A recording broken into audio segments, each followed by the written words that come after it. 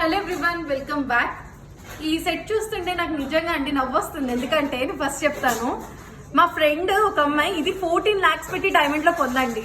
నిజంగా అదే సెట్ మన రిప్లికా అనమాట. ఇన్విటేషన్ లో ఎగ్జాక్ట్లీ డైమండ్ లాగా ఒక్క 1% కూడా డిఫరెంట్ లేదండి. దానికి దీనికి అంత ఎగ్జాక్ట్ మ్యాచ్ లో మన ఇన్విటేషన్ లో తీసుకురాగలిగాము.